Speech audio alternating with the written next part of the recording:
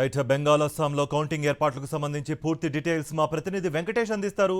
వెంకటేష్, కొన్ని సమస్యాత్మక ప్రాంతాలను గుర్తించారు, ఎక్స్ట్రా అడిషనల్ ఫోర్సెస్ను కూడా అక్కడ మోహరించారు అన్నట్టుగా కూడా ఒక టాక్ నడుస్తోంది.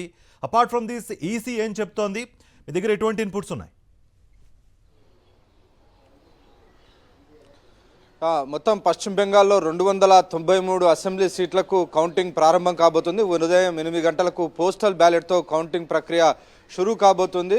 ఆ తర్వాత పోస్టల్ బ్యాలెట్ ముగిసిన వెంటనే ఈవీఎంల బ్యాలెట్ తెరవబోతున్నారు. సో ఆ నేపథ్యంలో దాదాపు 77 కౌంటింగ్ కేంద్రాలు ఏర్పాటు చేశారు. సో ఇక్కడ ఎలాంటి అవాంఛనీయ ఘటనలు తలెత్తకుండా ఉండేందుకు భారీ ఎత్తున కేంద్ర పోలీస్ బలగాలను రంగంలోకి దింపారు. దాదాపు 2.5 లక్షల మంది పోలీస్ బలగాలు పూర్తిగా పశ్చిమ బెంగాల్లోనే ఉన్నాయి. సో వీరందరూ కూడా కౌంటింగ్ కేంద్రాలకు తరలించి ఎలాంటి అవాంఛనీయ ఘటనలు జరగకుండా అన్ని ఏర్పాట్లు పూర్తి చేశారు.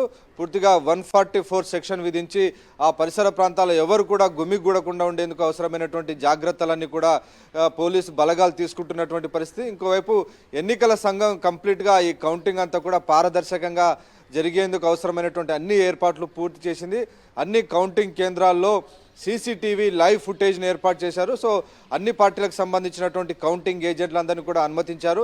సో అలాగే వీటితో పాటు ప్రతి కౌంటింగ్ టేబుల్ వద్ద కూడా ప్రభుత్వ ఉద్యోగిని, కేంద్ర ప్రభుత్వ ఉద్యోగులను కూడా నియమించినటువంటి పరిస్థితి.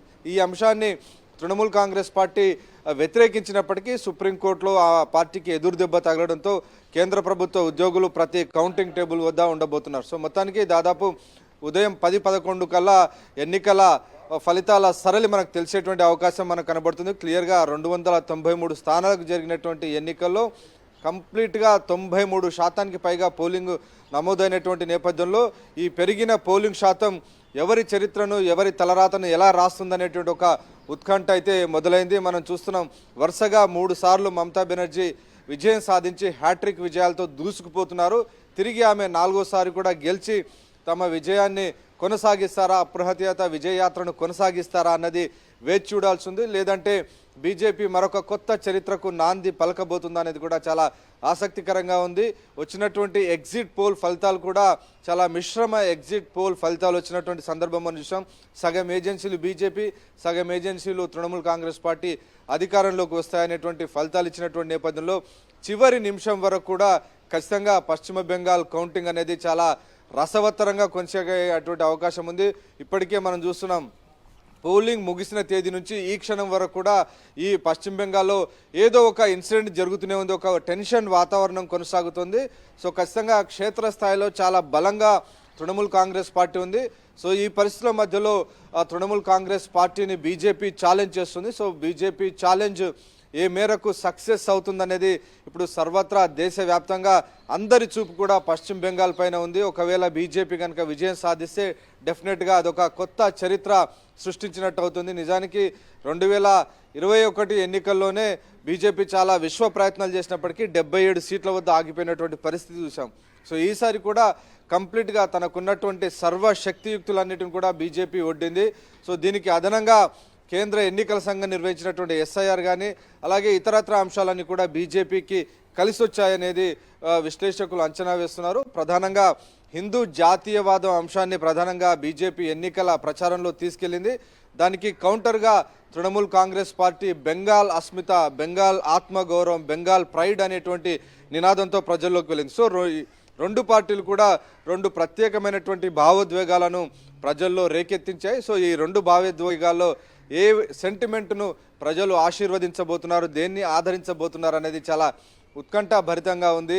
హిందూ నేషనలిజంను ఆదరిస్తారా, లేకుంటే బెంగాల్ ప్రైడ్కు ఈసారి ఓటు దొరుకుతుందా అనేది మనం వేచి చూడాల్సినటువంటి పరిస్థితి. డెఫినెట్గా బెంగాల్లో చూసినటువంటి ఎన్నికల ప్రచార హోరు కూడా చూస్తే ప్రధానమంత్రి నరేంద్ర మోడీ, కేంద్ర హోంమంత్రి స్వయంగా ఎన్నికల ప్రచారాన్ని తమ భుజస్కంధాలపై వేసుకొని నడిపించినటువంటి పరిస్థితి మనం చూసాం. డెఫినెట్గా వీరు చేసినటువంటి ప్రచారం తమకు కలిసి వస్తుందనేటువంటి ఒక భావనలో బీజేపీ ఉంది. ఇంకోవైపు ఇటు తృణమూల్ కాంగ్రెస్ పార్టీ ప్రచార భారాన్ని అంతా కూడా మమతా బెనర్జీ ముందుండి నడిపించినటువంటి పరిస్థితి. సో అనేక పాదయాత్రలతో అలాగే దీదీ 10 ప్లెడ్జెస్ అనే పేరుతో దీదీ ఎన్నికల రంగంలోకి దూగిసిపోయారు. సో 2 పార్టీలు కూడా హామీలు కనుక చూస్తే 2 పార్టీలు కూడా మహిళలను తమ వైపు తిప్పుకునేందుకు భారీ ఎత్తున హామీలు ఇచ్చాయి.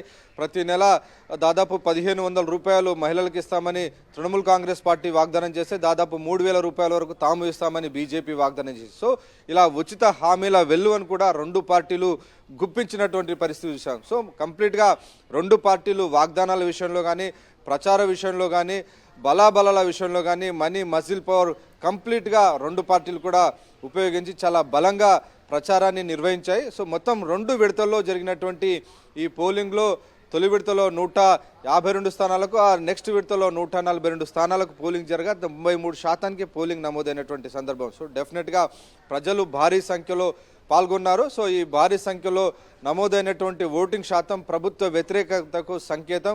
ఇది చేంజ్ను కోరుకుంటున్నారు. 15 ఏళ్ల తృణమూల్ కాంగ్రెస్ పార్టీని ఇక ప్రజలు వద్దనుకుంటున్నారు అనేది బీజేపీ విశ్వసిస్తుంది. బీజేపీ చాలా ధీమాగా ఉంది. ఖచ్చితంగా తాము గెలవబోతున్నాం, దానికి సంకేతమే ఇంత భారీ ఎత్తున నమోదైనటువంటి పోలింగ్ అని చెప్తుంది. ఇంకోవైపు తృణమూల్ కాంగ్రెస్ పార్టీ ఖచ్చితంగా ఈ హిందీ నేషనలిజం కానీ, హిందూ నేషనలిజం కానీ తమ పైన రుద్దడానికి ఎట్టి పరిస్థితుల్లో ఒప్పుకోం. ఖచ్చితంగా బెంగాల్ ప్రైడ్, బెంగాల్ ఆత్మ గౌరవం గెలుస్తుందనేటువంటి ఒక వాదన తృణమూల్ కాంగ్రెస్ పార్టీ భారీ ఎత్తున ముందుకు తీసుకెళ్లినటువంటి నేపథ్యంలో ఖచ్చితంగా వచ్చేటువంటి ఫలితం, రిజల్ట్ ఖచ్చితంగా దేశ రాజకీయాలపైన కూడా పడేటువంటి అవకాశం ఉంది. మహిళా బిల్లు రిజర్వేషన్ బిల్లు తిరస్కరణ తర్వాత, ఓడిపోయిన తర్వాత జరిగినటువంటి ఎన్నికలు ఖచ్చితంగా మహిళా రిజర్వేషన్ బిల్లు వర్కౌట్ అయిందా లేదా అనేది కూడా ఒక లిట్మస్ టెస్ట్ కాబోతోంది. కార్తీక్. Thank you Venkatesh.